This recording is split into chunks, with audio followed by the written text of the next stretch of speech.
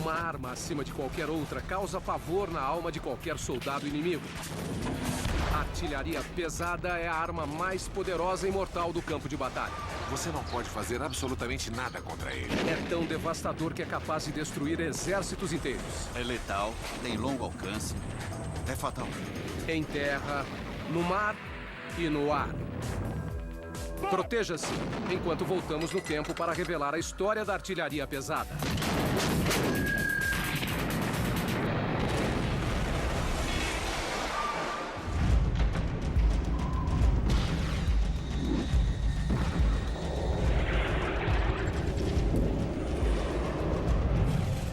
Armas e táticas. Artilharia.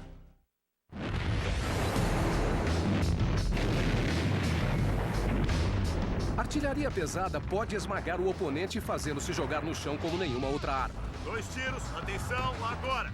A última aquisição do exército americano, o canhão M777 Howitzer ultraleve, é a peça de artilharia mais avançada do mercado mundial.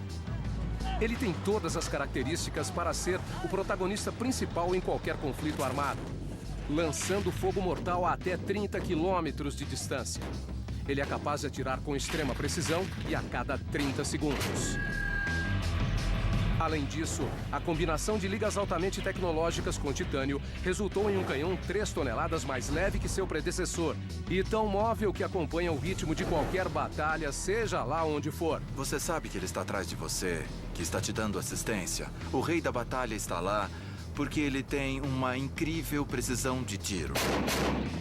A missão do M777 e da artilharia através dos anos é forçar o inimigo a se entregar e causar fisicamente uma abertura em sua linha de defesa. Para cumprir sua missão, os responsáveis pelo desenvolvimento de artilharias durante toda a história sempre sofreram para combinar esses fatores chaves: alcance, precisão, cadência de tiro e mobilidade.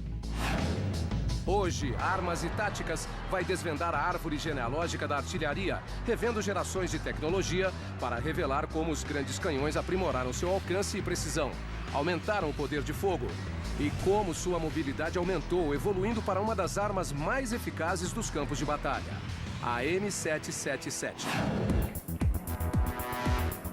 A artilharia tem um problema fundamental: é pesada e complexa de operar. Essas máquinas não conseguiriam completar suas missões sem uma equipe de soldados altamente treinada. Trabalho em equipe fez a artilharia se tornar o que é hoje e deu origem a um tipo especial de soldado. Durante os anos, homens de artilharia mantinham-se afastados como soldados. Foi preciso um tipo específico de soldado para aprender as manobras, para aprender como se relacionar com a arma. Manobra de equipe é interessante, divertido de ver, difícil de realizar. Vai! A manobra é um balé militar muito bem coreografado. Uma missão, 2 tiros. Carga, HE, carga Alfa 3 para o lugar. 003. A artilharia sempre exigiu homens para carregar e preparar as munições. Seguro, verificado. Uma equipe que saiba carregar e disparar a arma. E o chefe do pedaço, o homem que coordena tudo, ajusta a mira, ordena o disparo. Fogo! E faz correções caso seja necessário. Esses homens super treinados tornam-se parte da máquina. Quando se está em combate com artilharia, você se concentra apenas no seu trabalho. Uma missão, 1 tiro. Carga, HE, carga. Você faz o melhor possível disparando a maior quantidade de tiros o mais preciso que puder. Preparar, atenção, fogo! Artilharia de campo é trabalho em equipe. Só uma equipe consegue realizar. Precisa de alguém para ver o alvo, para achar o alvo, para fazer os cálculos e para disparar a arma. Afastem-se, fogo! Gerações atrás, os guerreiros de antigamente foram os primeiros a entender os efeitos da artilharia e a criar máquinas que pudessem disparar projéteis que causassem um enorme impacto a longa distância. Podem atirar! Foi nas sangrentas batalhas da antiguidade que a primeira dinastia de armas mecânicas mortais originou a história da artilharia. Os gregos e romanos foram os primeiros a usar essas armas em terra e no mar. Para conseguir o alcance necessário, eles usaram física pura e o poder da torção e do torque. Todas as máquinas gregas e romanas eram artilharias de torção. E eles costumavam armazenar energia de torção em rolos de cabos. Artilharias antigas usavam essa energia armazenada para atirar um projétil o mais longe possível. Conforme puxavam os braços, os rolos giravam e apertavam. E acumulavam uma quantidade absurda de energia. Esperando apenas que liberasse o gatilho. No momento que acionava, a torção se soltava. Os romanos usavam artilharia leve como a balista para atirar projéteis mortais. Flechas e bolas de pedra pulverizavam as tropas inimigas a longas distâncias. Podiam atirar uma bola de 2 metros a 200, 300, 400 metros. E a bola penetrava na barreira de proteção do inimigo que avançava. As catapultas eram uma das peças de artilharia de torção mais populares e mortais de sua época. Capaz de esmagar fortalezas inimigas e acabar com os cercos. Quando apareciam no campo de batalha, armas como a catapulta e a balista causavam ondas de pânico entre as tropas inimigas. Mas essas armas logo foram ofuscadas por uma nova fera medieval que levaria os conflitos a um novo patamar, o trabuco. Uma nova arma chamada trabuco foi criada. Esta máquina de guerra não era impulsionada por cabos torcidos ou pela força de torque, mas sim pela simples gravidade. Era um contrapeso que tinha um braço, e conforme o contrapeso descia, o braço lançava o projétil. Usando gravidade, um exército podia disparar projéteis e até corpos de pessoas em castelos e derrotá-los um por um. Eram muito eficientes em manter as pessoas nos muros, com a cabeça para baixo. Os tiros vinham em uma trajetória de arco e caíam direto do céu em cima da cabeça dos soldados se eles não saíssem do caminho. Apesar de se tratar de armas tecnologicamente primitivas, as primeiras gerações de artilheiros sabiam do valor psicológico devastador da artilharia em cima do adversário. É tudo psicológico. A arma faz as pessoas acharem que vão perder, derrubava os adversários, causava total desespero. É devastador estar sob fogo de artilharia. O verdadeiro som da artilharia de campo podia ser o sopro das pedras em chamas até os trovões de hoje. É assustador. Não se pode fazer absolutamente nada contra ele. É uma arma muito potente. Esse poder psicológico mortal permaneceu inalterado durante a história. Podia estar dentro de um cerco medieval com as fortalezas se desmoronando à sua volta, ou escondido em um abrigo no campo de batalha de Somme. Ele tinha a capacidade de abalar os espíritos humanos, fazer homens bravos chorarem, fazer homens fugirem. O canhão podia fazer isso melhor que qualquer outra arma. Seria preciso mais algumas centenas de anos até que fosse inventado um elemento-chave que daria o poder de fogo que os soldados tanto desejavam. Al, diga adeus ao seu carro.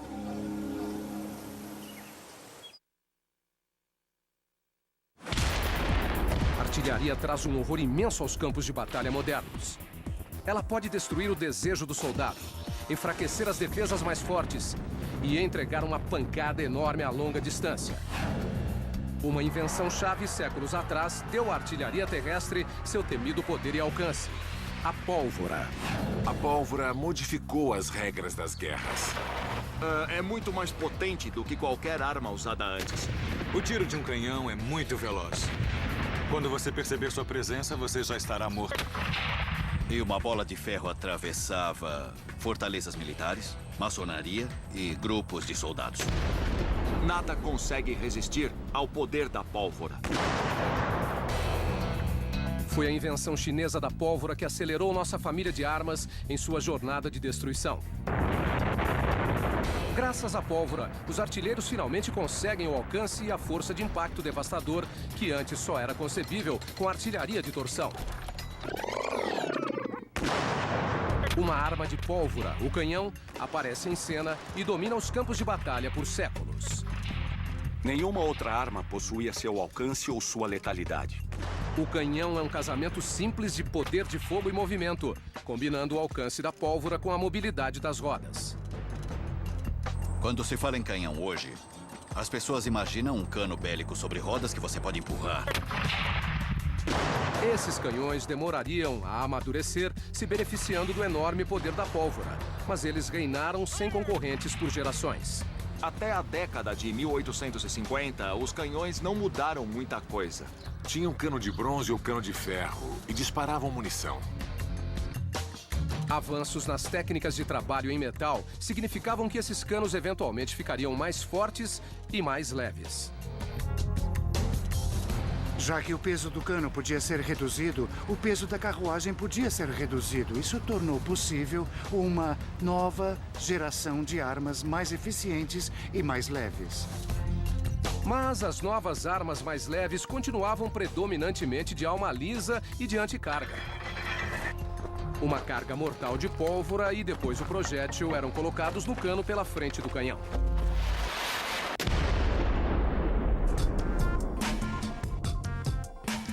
A curta distância, esses canhões tinham poder de fogo de sobra. Um canhão de alma lisa do século XIX pode atravessar o bloco do motor de um automóvel moderno. Al, diga adeus ao seu carro. Fogo!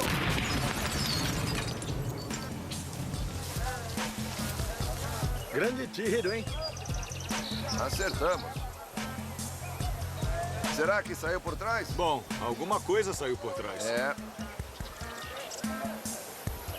Se você mantiver a bola para frente, seria capaz de destruir o exército confederado e o faria de maneira tranquila. A energia dele é uma coisa inacreditável.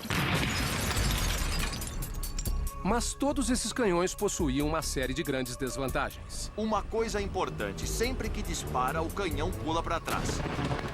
Isso significa que você não podia confiar neles como armas de precisão. Cada bala de canhão vai para um lugar diferente, não importa quantas vezes atire. O que o canhoneiro do século XIX precisava era um meio para desenvolver a precisão do canhão de alma lisa. Mas foi uma invenção de um outro segmento armamentício que revolucionou a precisão das artilharias modernas. A alma raiada foi o golpe de inspiração que forneceu a resposta. Ela faz a bala girar no cano, deixando-a mais estável giroscopicamente. O princípio funciona quase tão bem com a artilharia. As pessoas perceberam que se você pusesse raias dentro do cano, a bala girava e ficava mais estável.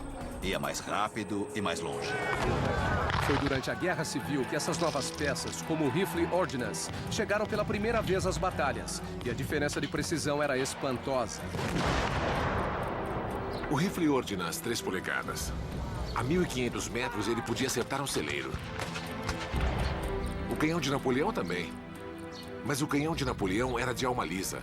E se ele era capaz de acertar o celeiro, com o Ordnance Rifle de 3 polegadas, você podia acertar até a janela do celeiro. A Revolução Industrial do século XIX e os avanços na tecnologia do aço permitiram a produção em massa de canos de canhão. E seus tiros sempre caíam no mesmo lugar. Estavam fabricando armas de aço praticamente iguais. Você seria capaz de padronizar a peça de artilharia e o destino do tiro seria sempre o mesmo. Então, isso teve um efeito não só na precisão da arma, mas também na concentração de fogo no alvo.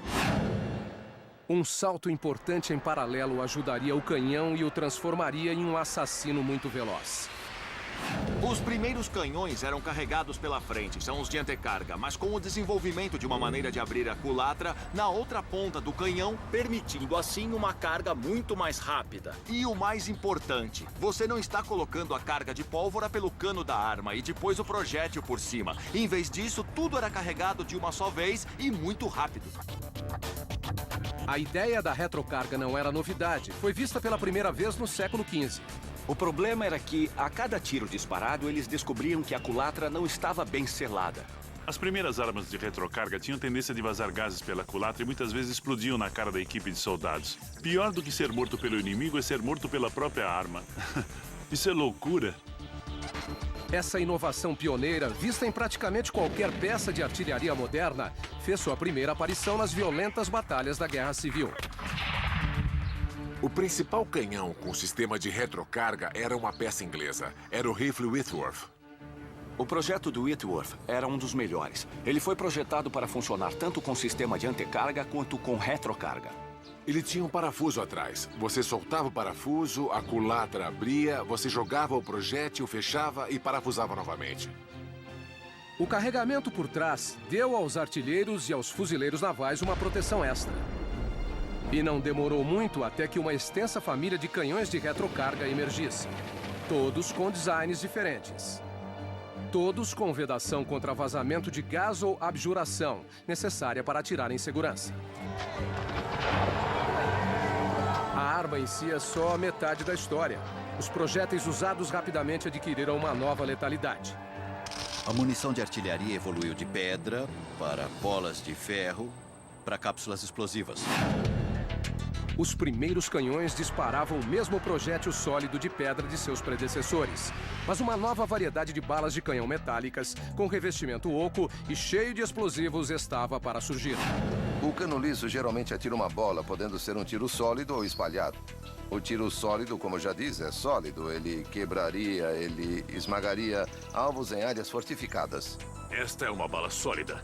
Todas eram embrulhadas desse jeito, com um saco de pólvora atrás, com o explosivo principal na frente. Nós a usamos contra edifícios e fortalezas reforçadas. A cápsula era uma parede grossa cheia de pólvora e tinha um pavio. A cápsula era atirada pelo cano e o disparo dava ignição no pavio. Voa pelos ares e depois explodia em fragmentos. Em 1784, Harry Shrapnel, um oficial da artilharia inglesa, pegou a tecnologia de projéteis da época e o revolucionou. Ele inventou uma nova cápsula explosiva mortal para a infantaria. E seu nome ficou associado com morte e destruição desde então. Ele percebeu que quando a bola metálica cheia de pólvora com pavio explodia, geralmente a bola se quebrava em 2 ou 3 pedaços. Se pusesse bolas de mosquete, aumentaria a letalidade da arma, matando mais pessoas em terra. O atirador era muito perito. Ele podia calcular para que a bala explodisse antes e logo acima da formação inimiga, causando uma chuva de aço em cima dos soldados. A última grande evolução dos projéteis foi a invenção de explosivos fortes descobertos por Alfred Nobel, da Suécia. A bala recém-chegada garante que quando a cápsula cai, seu poder fica ainda maior. Seguindo a palavra de Nobel, que desenvolveu a dinamite, os exércitos desenvolveram explosivos fortes, como cordite. Esse material não queimava, ele detonava. Era muito mais eficiente como explosivo. As novas cápsulas causaram carnificina nos campos de batalha. Elas piorariam a terrível reputação dos canhões. Durante a Primeira Guerra Mundial, 70% das mortes foram resultado de artilharia. E durante esse confronto, a artilharia se tornaria ainda mais mortal. A Primeira Guerra Mundial foi sem dúvida a guerra onde a artilharia foi suprema.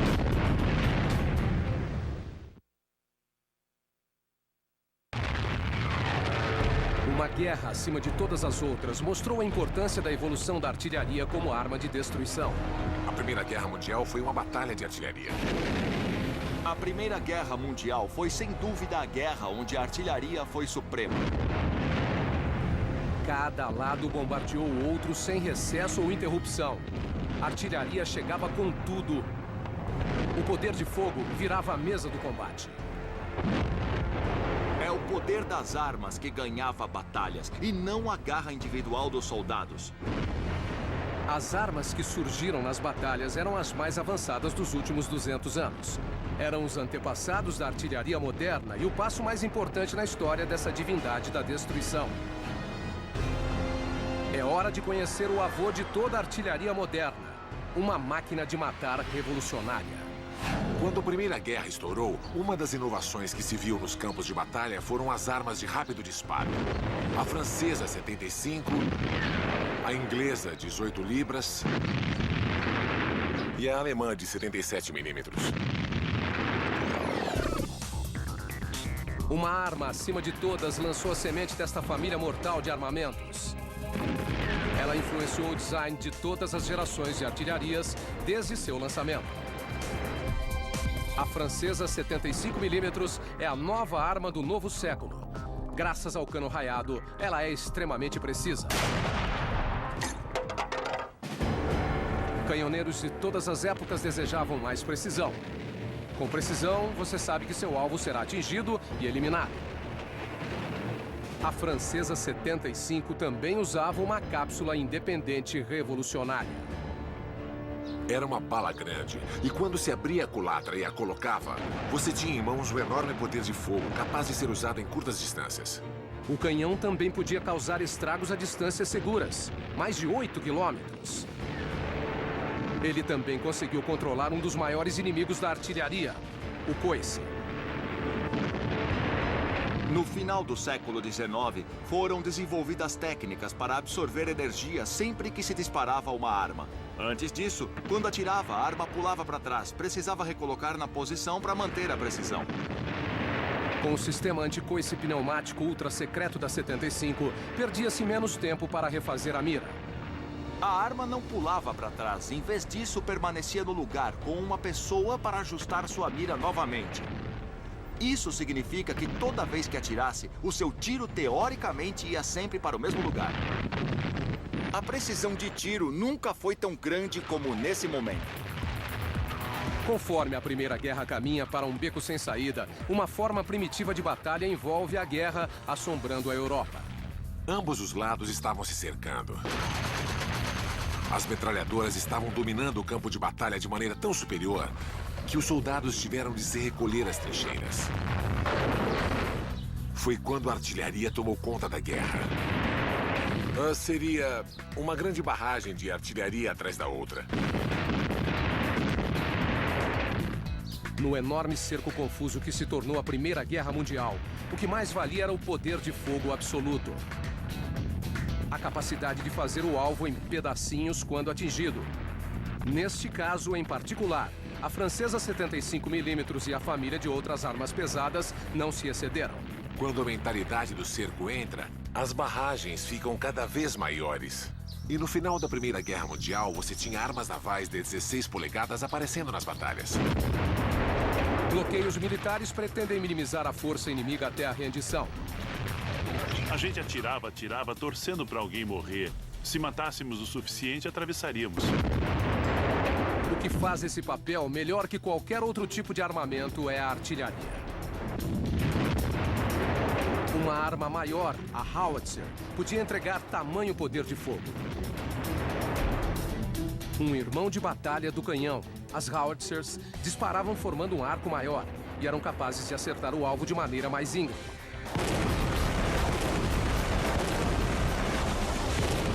O resultado de tamanha chuva de artilharia bruta, colapso nervoso nos soldados. Os ingleses, em particular, deram o nome de trauma de tiro, porque eles acreditavam que essa fuga, essa retirada, era causada pelo efeito da explosão das balas de canhões que caíam perto. Depois disso, perceberam que era tudo psicológico. Era o resultado do sofrimento causado pelos bombardeios pesados. O trauma de tiro era a reação natural do organismo. Quando estoura a Segunda Guerra Mundial, a artilharia volta com mais força, mas tem de se adaptar a uma guerra mais dinâmica. As táticas alemãs contra trincheiras são coisa do passado. Ambos os lados aprenderam com as lições da Primeira Guerra Mundial e ostentaram famílias de armas de todos os tipos. Todas elas andavam sobre rodas, eram precisas, atiravam rápido e suportavam a força do coice de qualquer munição pesada. Armas de artilharia lendárias nasceram neste momento crítico. Máquinas assassinas, capazes de causar uma explosão enorme a quilômetros de distância. A arma mais importante do exército nazista era uma máquina suprema, a alemã 88. Originalmente projetada exclusivamente como artilharia antiaérea. Ela podia atirar a até 11 quilômetros de altura. Seu longo cano significava que ela podia disparar um projétil de 10 quilos a incríveis 800 metros por segundo. Seu enorme poder também permitia atacar tanques e era capaz de penetrar em blindagens de 8 centímetros a 2 quilômetros de distância. Contra os soldados da 7ª Divisão de Infantaria da Segunda Guerra Mundial no deserto ocidental, ou contra os russos, a 88 era destruidora de tanques. Nós nós temos algumas peças que o mantêm muito estável. Uma delas é o recuperador, que amortecia o impacto do coice. Além disso, você podia tirar as rodas dianteiras. E bem aqui na frente, veja, você pode observar a formação de uma plataforma cruciforme. E mais para cá, esta parte dobra. Desse jeito. E esta viga encaixa em um buraco bem lá em cima. E fica presa no chão, assim. Toda essa plataforma fazia o canhão ficar muito estável, tanto na artilharia antiaérea como contra-tanques. Os Estados Unidos também levaram uma artilharia pesada própria, derivada de uma arma francesa da Primeira Guerra. O canhão americano Howitzer 155mm era um armamento extremamente eficiente. Foi projetado para ser móvel, apesar do tamanho.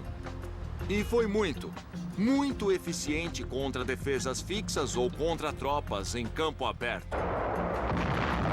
Um projétil de 40 quilos podia ser disparado a 25 quilômetros e demandava 10 rodas para ser transportado de um lugar ao outro. Todas essas armas tinham um problema. Como acompanhar as artilharias modernas? Um campo de batalha constantemente em movimento. A Segunda Guerra Mundial foi dinâmica, então havia muita artilharia na Segunda Guerra Mundial que era transportada com o uso de tratores. Alguma coisa com rodas para transportar as armas com facilidade pelo campo de batalha. Mesmo sendo rebocada, a artilharia não tem a mobilidade necessária para acompanhar o ritmo de guerra. Uma necessidade tática surgia de um novo sistema móvel de armamento. Surge uma nova fera. Uma artilharia autopropulsionada que apareceu pela primeira vez em poucas situações na Primeira Guerra Mundial. A arma autopropulsionada tornou-se a artilharia quintessencial da Segunda Guerra Mundial. As armas não eram mais transportadas, agora eram autopropulsionadas. Foram colocadas sobre veículos motorizados.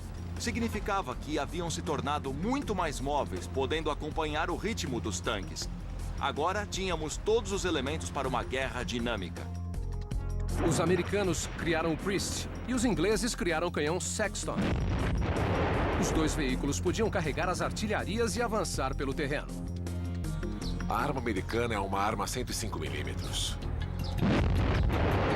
A arma Sexton era de 25 libras. E também tinha a arma autopropulsionada 155 que os americanos possuíam. Essas armas motorizadas finalmente conseguiam acompanhar o ritmo de seus parentes.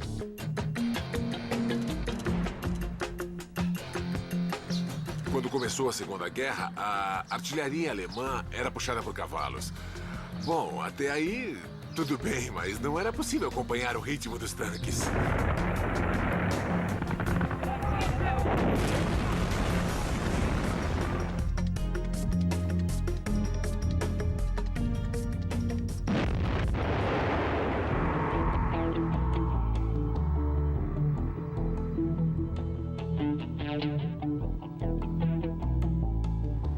Hitler decidiu que era necessária artilharia autopropulsionada, então improvisou. Ele teve a ideia de pegar carruagens francesas e colocá-las na artilharia soviética capturada. Ele tinha armas autopropulsionadas feitas na hora. Era um tanto bizarro, mas realmente funcionava.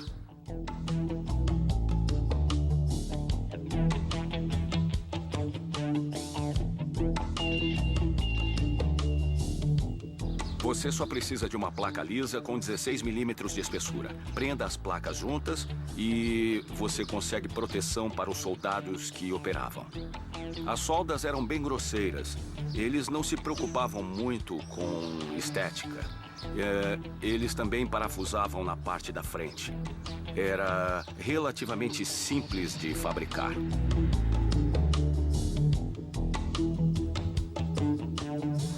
Era uma artilharia autopropulsionada, improvisada, e seria usada no período imediatamente após o 6 de junho, na grande batalha de tanques de Goodwood.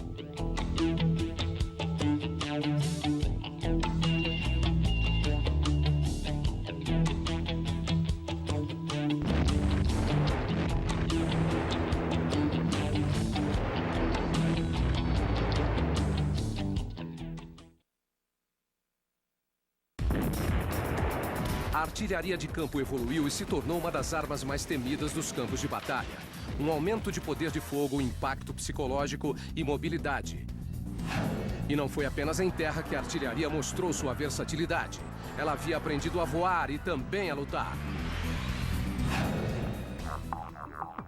Na Segunda Guerra Mundial, as armas foram levadas aos céus para combater o inimigo. Nascia uma família de armas pesadas e portáteis. A artilharia sempre foi uma divisão muito flexível, e o que aconteceu na Segunda Guerra Mundial foi uma extensão disso. Durante a terrível Batalha do Dia D e a Operação Market Garden, em 1944, unidades aéreas aliadas saltaram atrás da linha inimiga, em direção ao coração da Europa ocupada.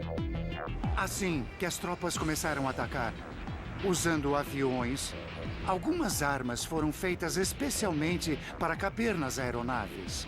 Eles mandavam as armas exatamente onde precisava. A inglesa Six Pounder, armas de ataque antiaéreo como o canhão 40mm e até a Pack Howitzer 75mm. Esse poder de fogo portátil provaria ser muito valioso para a infantaria aérea que invadia o território inimigo. Todos os tipos de artilharia eram jogados onde fosse preciso para assistir às forças aéreas cercadas. Avance uma geração e você verá o legado dessas armas aéreas portáteis.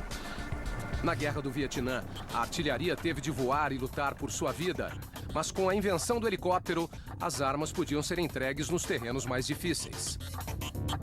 Mais uma vez, peças de artilharia e equipes de soldados eram jogados na parte mais quente da batalha para fornecer apoio pesado à infantaria. Em batalhas como a do cerco de Khe Sanh, foi a artilharia que salvou o dia, permitindo missões de combate ao inimigo e protegendo suas tropas. É a artilharia que fornece um muro de aço que impede que o inimigo te cerque. Até hoje, ser capaz de transportar artilharia pesada pelo país, pelo campo de batalha, até por continentes inteiros, é muito importante e pode mudar o resultado da guerra. Mas esse monstro bélico ensurdecedor não combate apenas em terra ou voando sobre o campo de batalha. Qualquer máquina que consiga suportar seu enorme impacto de disparo se tornaria uma plataforma de guerra em potencial. Durante a Segunda Guerra Mundial, a artilharia apareceu em número limitado em aviões de ambos os lados, como uma maneira específica de combater blindagem e fortalezas.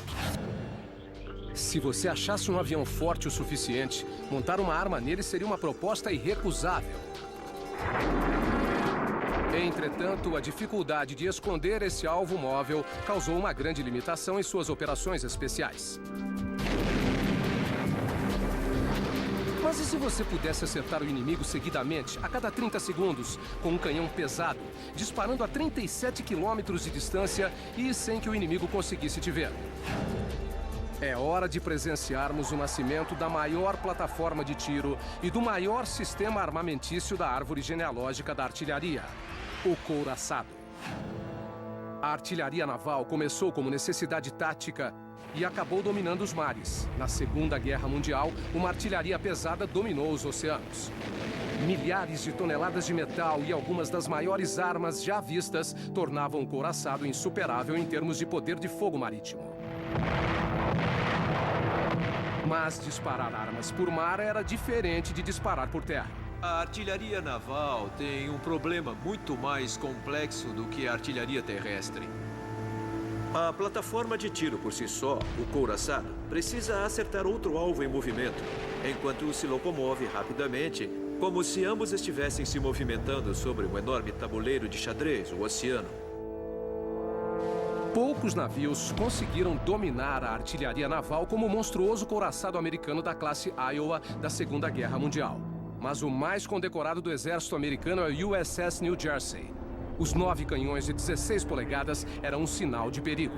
O poder de fogo do couraçado New Jersey é simplesmente incrível de se ver. A explosão desses projéteis de 1.200 quilos em cada uma das 3 armas nas 3 torres era um espetáculo realmente incrível de se ver. E quando ele disparava, iluminava todo o horizonte. Para operar apenas uma das 3 torres de um monstro desse tamanho, era preciso uma equipe enorme de soldados. Uma torre num couraçado classe Iowa, como o próprio New Jersey, exigia 77 homens para operá-la. 27 deles ficavam na própria torre. E o restante ficava embaixo, nas salas de munições, ou na plataforma alimentando os canhões. O processo de disparo misturava uma combinação complexa de tripulação treinada e, diferente da maioria das artilharias, mecanização.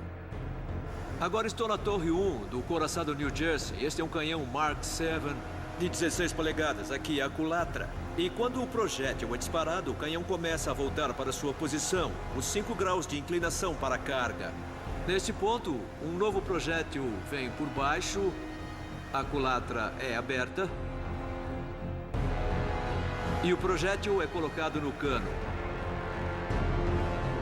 3 sacos de pólvora vindos por este compartimento bem aqui eram colocados no cano. Depois, mais 3 sacos vinham pela porta, pela esteira de alimentação, até a arma. A vareta é retirada, a porta da culatra é fechada e a arma é disparada. Isso acontece a cada 30 segundos. E isso com a tecnologia de 1930. Não havia computadores no processo. Era tudo tecnologia análoga e treinamento duro. Era uma demonstração incrível de poder de fogo. É provavelmente o epítome absoluto da evolução das armas. 1.200 quilos saindo com tudo desses canhões e acertando um alvo a quase 40 quilômetros sem poder pará-lo. Na artilharia de campo, o século XIX avançou com o uso de canos raiados e com a retrocarga, permitindo que a artilharia naval alcançasse um alto grau de letalidade a longas distâncias. Canos raiados começaram na década de 1860 como uma maneira de provocar o projétil em vez de disparar como uma bala de canhão. Isso, somado à eterna evolução de aços cada vez mais fortes e outros metais, permitiu que as armas ficassem mais eficientes e poderosas. Uma geração de couraçados com grande poder de fogo estouraria na Primeira Guerra Mundial. Já que os canos raiados permitiam atirar a quilômetros do horizonte, achar o alvo, regular a mira e corrigir a trajetória de tiro tornaram-se uma questão de vida ou morte. Os navios precisavam avistar o inimigo depois do horizonte, usando telêmetros óticos de alta capacidade ou aviões. Com o uso de aviões de observação, um couraçado podia enxergar e eliminar seu alvo antes que ele tivesse tempo de reagir. Mas, ironicamente, foram os aviões que causaram o fim dos couraçados. Aviões eram capazes de eliminar alvos em terra e no ar com muita facilidade. O USS New Jersey seria um dos inúmeros couraçados classe Iowa que voltaria ativa quando a nação precisasse dele. Apesar do lento declínio dessas fortalezas flutuantes, eles mostraram que a artilharia pesada conseguia manter o ritmo rápido de mudança nas estratégias de guerra. Entretanto, uma família de armas terrestres superdimensionadas não teria tanto sucesso. Não era tão eficiente. Era uma arma que causava mais terror do que qualquer outra coisa.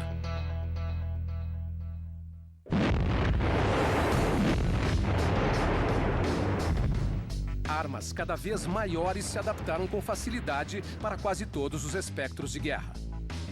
Ganhando alcance e poder de fogo, atirando munições cada vez mais mortais e dominando o ar e o mar.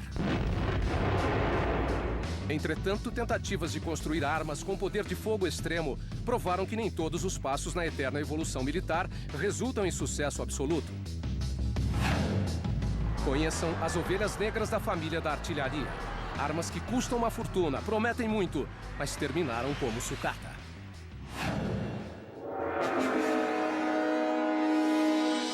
Durante a Grande Guerra, ambos os lados tentaram montar armas cada vez maiores em vagões de trens. Na prancheta, superarmas faziam sentido. E nos cercos da Primeira Guerra Mundial, essas armas enormes pareciam ser a solução para resolver o impasse do conflito. As superarmas agora eram capazes de pegar um projétil enorme e atirá-lo a centenas de quilômetros. Na Primeira Guerra Mundial, os alemães construíram uma das maiores armas da história, a Paris Gun. Ela podia tirar de uma floresta chamada Crepe e atingir Paris a 150 quilômetros de distância. Os franceses não sabiam o que os havia atingido. Podia ser um dirigível lançando bombas, mas não havia nada no céu. Ninguém via dirigíveis. Aí perceberam que era uma peça de artilharia atirando contra eles. A população de Paris percebeu que os alemães podiam atacar a cidade e causar morte. Esse foi um golpe duro para a moral de todos. Mas os projéteis eram relativamente pequenos e causavam pouco estrago material. Não era tão eficiente. Era uma arma de terror, mais que qualquer outra coisa. Durante a Segunda Guerra Mundial, armas enormes sobre trilhos continuaram a evoluir. Hitler e suas armas de guerra nazistas, impressionados com o impacto da propaganda, tomariam conta dos trilhos, maximizando a tecnologia com projetos monstruosos. O K-5 foi uma das mais presentes. Mais de 20 monstros de 218 toneladas como este foram fabricados. Tem cano de 11 polegadas feito para acertar a linha de defesa francesa. Mas no conflito, os alemães superaram a linha francesa e não usaram o canhão. Apesar disso, o K-5 continuava atendendo todas as frentes, atirando os projéteis de 250 quilos a 50 quilômetros de distância e causando um impacto enorme.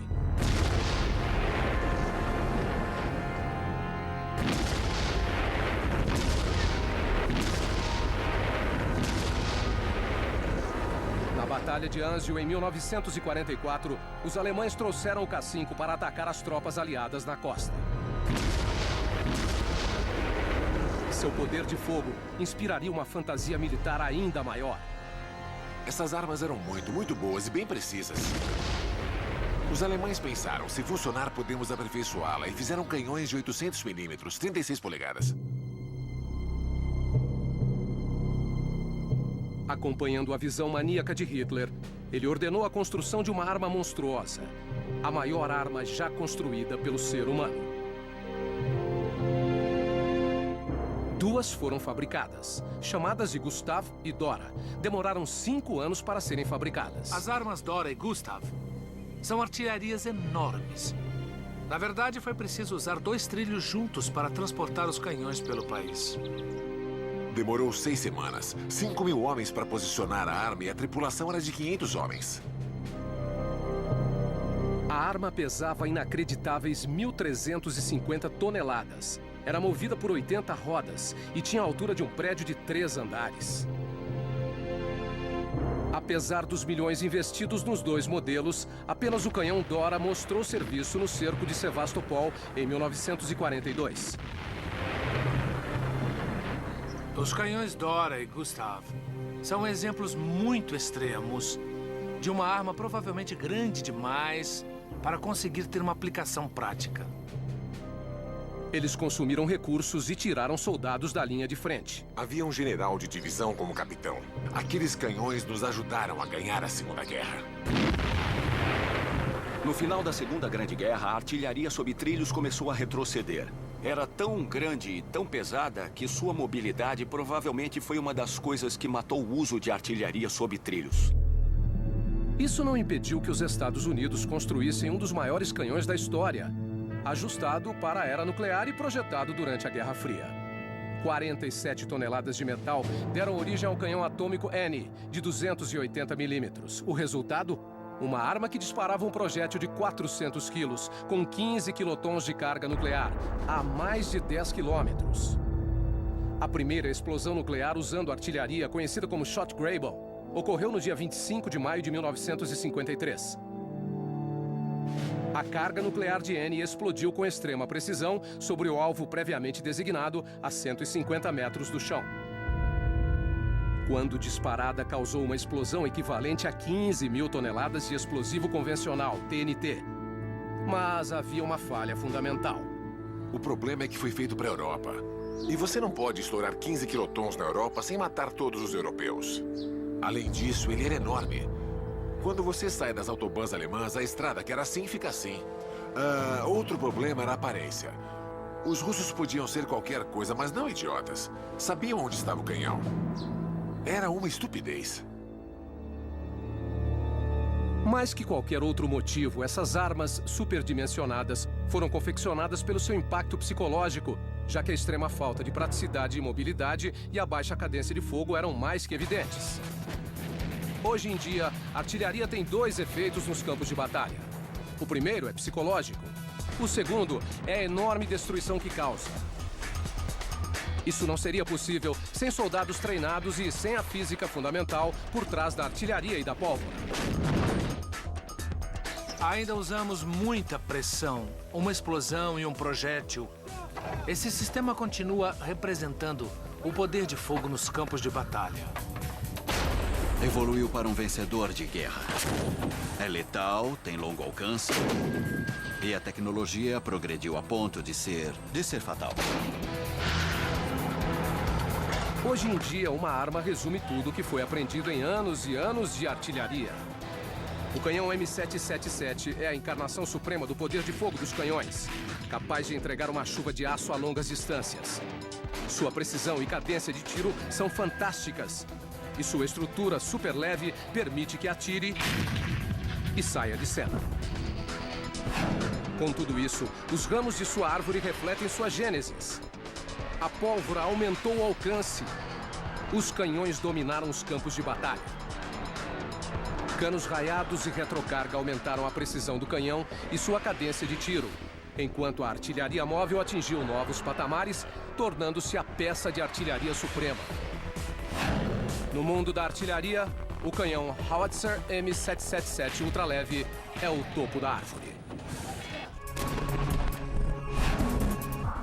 Versão brasileira Vox Mundi.